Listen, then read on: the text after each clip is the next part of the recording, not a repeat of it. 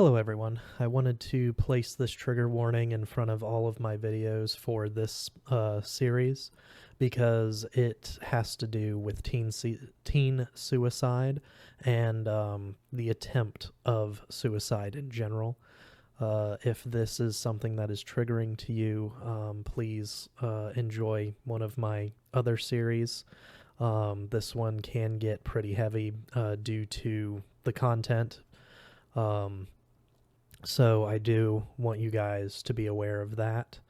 I also want you guys to know that you are loved, you are enough, and you matter. If you are ever feeling that way, in a suicidal way or depressed or something like that, please get out there and get help. It's not about pride. To just put that, you've got to put that away. If you are having a rough time, talk to somebody, talk to family, talk to a friend, talk to just a random stranger at the bus stop or something. You know, sometimes it's easier to get off your chest what you're feeling with someone you don't even know compared to someone that's family or friends, just because you don't have to worry about how they're going to think about you or anything like that.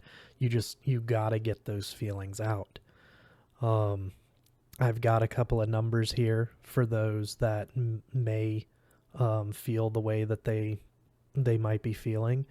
The purpose of this entire series is to bring awareness to teen suicide and suicide in general. So I do want to give you guys a couple of numbers. The first one, it's pretty simple. It's only 3 numbers. Call 988. If you feel that your needs won't be met from a regular hotline because you might be a member of the LGBTQ plus community, another number that you can call is 866-488-7386. Stay safe, love each other, and help those in need. The world is better with you in it. Thank you. Now enjoy the episode.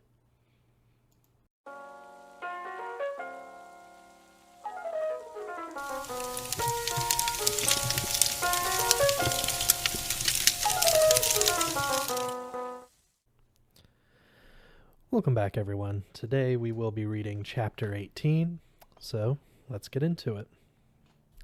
Chapter 18. Mom and Dad both drove me to the track meet. Then they decided to stay. Shoelaces. I hope nobody saw me come in with them. I mean, going with my parents was okay, but sort of bad pragmatics. At least I thought it was. Purple shoelaces might be bad pragmatics too. People kept staring at them while I stood next to the row where Mom and Dad decided to sit. People looked at my shoelaces or my memory book or my scars. Then they quit looking. Mom and Dad didn't try to make me sit next to them. Shoelaces. That was good. I saw Todd and his girlfriend, but I didn't try to sit with them either. Good, good. No Big Larry at Lisa's track meet. Shoelaces. I needed to talk to Todd, but I couldn't figure out how to do it without making him mad. Shoelaces. Maybe I'd get a chance soon. Shoelaces. Where was I going to sit? Frog farts, somebody yelled from down by the front bleacher rail.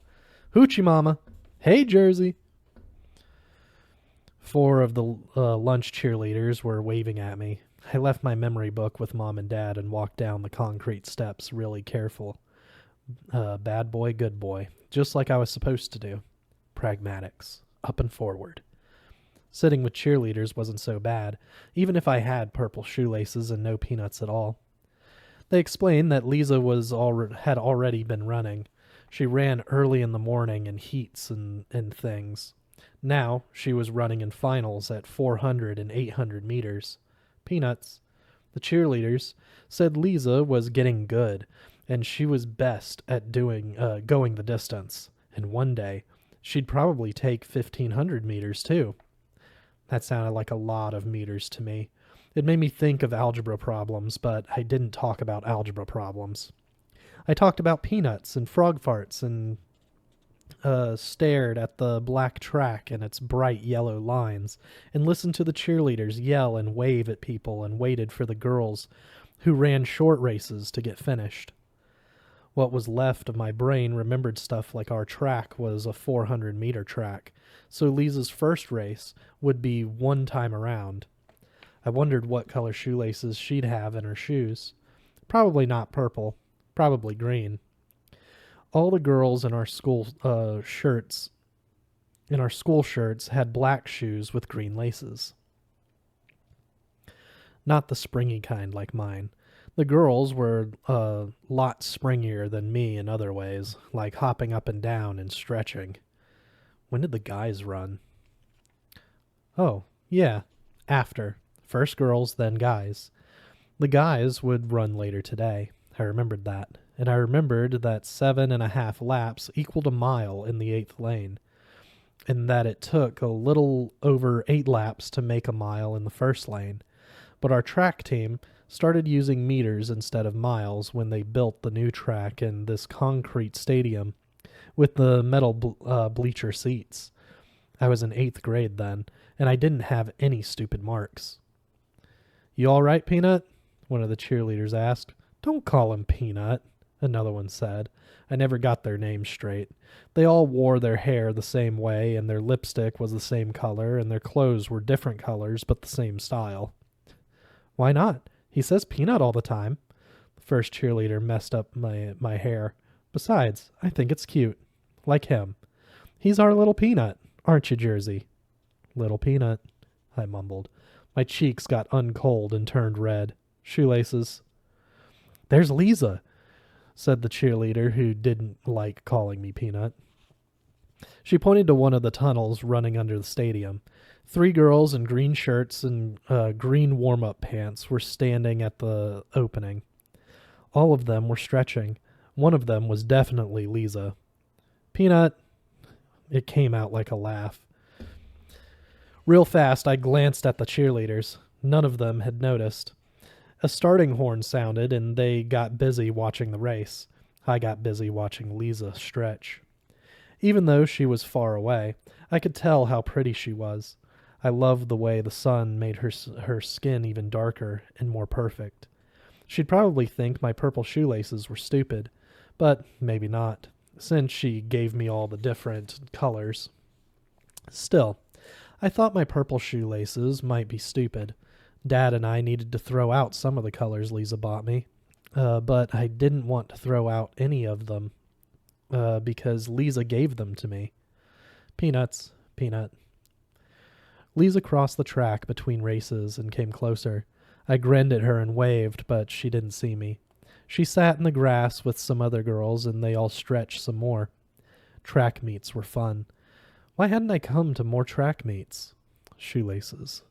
Did I have sweat on my face? I wiped my forehead and cheeks with my shirt.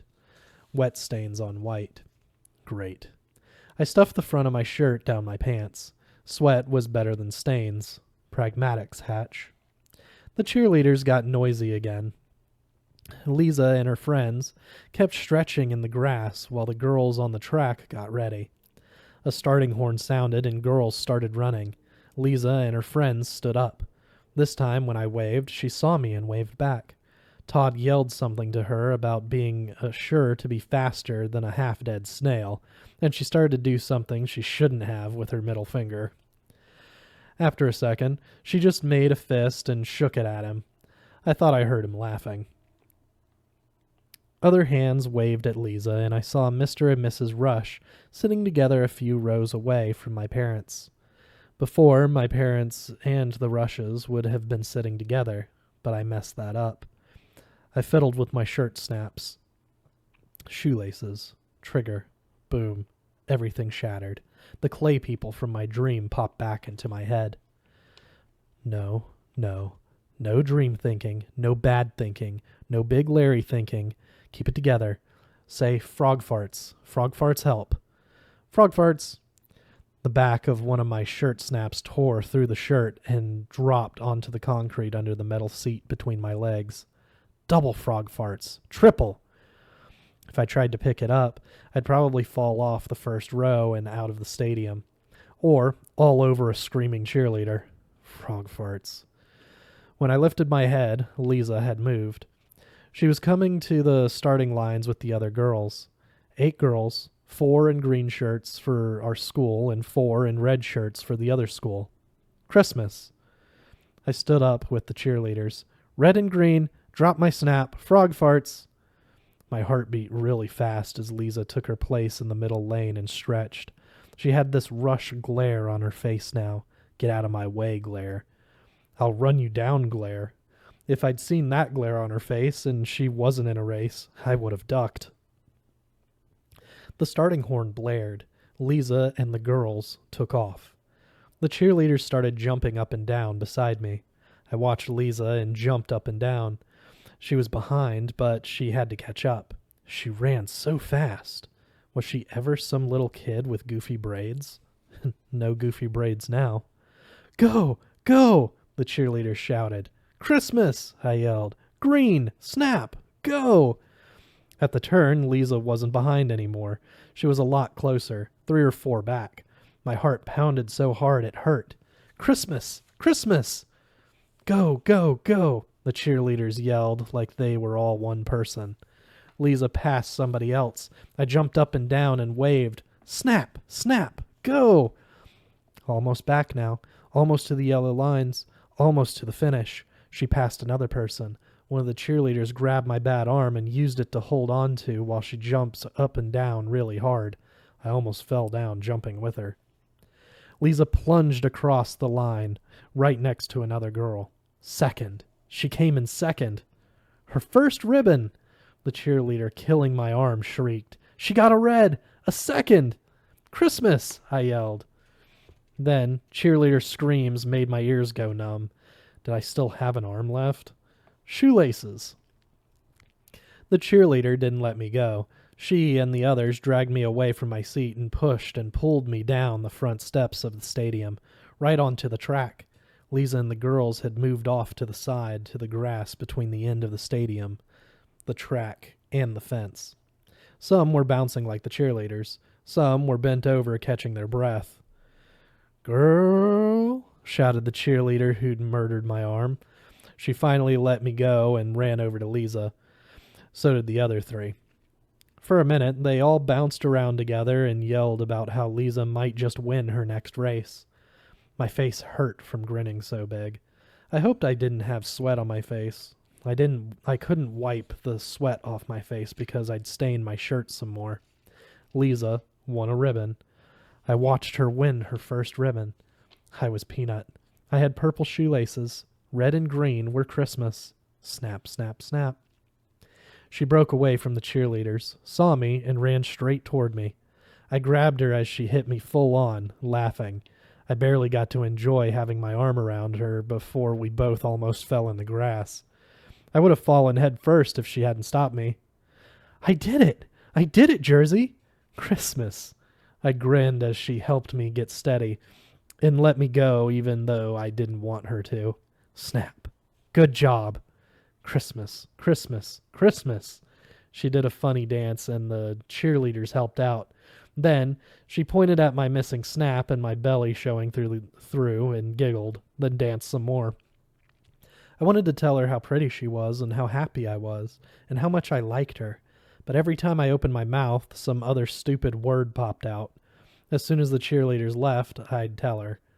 I'd tell her nothing, because Todd came around the corner of the stadium with his girlfriend and Lisa's parents and some guy I'd never seen before.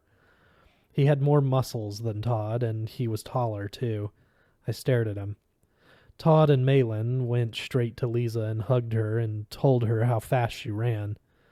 Nothing like a dead snail, Todd admitted. Malin punched him in the arm. He doesn't know much. Just ignore him. You were great. I know, Lisa said dramatically and laughed a bunch more. Todd and Malin glanced at me as they walked away, but didn't say anything. The Rushes did their congratulating, hugged Lisa, gave me a once-over with nervous smiles, and they left too. Tall muscle guy didn't hug anybody or leave. He just smiled at Lisa. She quit bouncing. Her smile got bigger. She straightened her shorts and shirt and moved her hair around with the palms of her hands. Ew! One of the giggly cheerleaders got my arm. Come on, Peanut Man. Let's give Lisa some time with her honey before she has to go rest for her next race. And we were leaving too, all of a sudden. The cheerleaders pulling me and pushing me and talking and bouncing as the announcer was saying something about a break ending, and people getting back to their seats. We left. We left Lisa and her honey on the grass between the end of the stadium, the track, and the fence. When I got back to my seat, I just stood there a while, staring at the end of the stadium. Nobody came around the corner. Honey. Did she call him that? He had a lot of muscles. He was taller than tall. Why hadn't I known there was a honey? I should have known a girl like Lisa would have a honey. I should have known he'd be tall with lots of muscles. Pragmatics hatch, up and forward. Girls like Lisa have tall honeys with muscles, and it's a good thing I kept my big mouth shut about liking her. I stared down at my shirt where the stains were.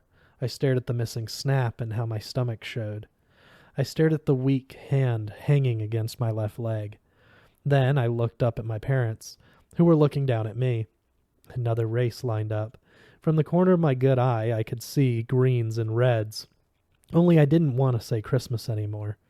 The cheerleaders tugged at me to move or sit down. I kept standing. Mom stood too.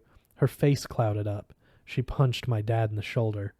I bumped past the cheerleaders to get to the stairs, then took them one, the next, and the next. Good boy leading bad boy following. Good boy goes up. Good boy, bad boy. Concentrate. Don't fall. Honey. I didn't have a snap. My belly showed through my shirt. My shirt had stains. Good boy, bad boy. Up. Slow and careful. I didn't have a lot of muscles like I used to. Good boy, bad boy. Jersey? Mom met me halfway and got hold of both my arms. Jersey, honey, look at me. I did. I tried to tell her I was fine, but what came out was, I had muscles before, didn't I? I had muscles before. Then after a few seconds, I want to go home. We were thinking about going to the lake, and I want to go home. Mom didn't say anything else. She just helped me up the steps, yelled to Dad, and we left. Later in the car, they tried to talk to me. I didn't want to talk. Mom fussed at me about talking to them instead of other people. Then Dad fussed at Mom about fussing at me. They kept on fussing. Mom said it didn't matter what she did. It never made any difference. I quit listening. I didn't want to listen, and I didn't want to talk. Didn't want to think about honey or muscles or snaps or stains or any of it. I just wanted to go home and go upstairs and lie down on my bed with the green spread. I just wanted to be nowhere for a while and not see anything or hear anything or feel anything at all. That's it for this week. We'll see you guys next week with Chapter 19.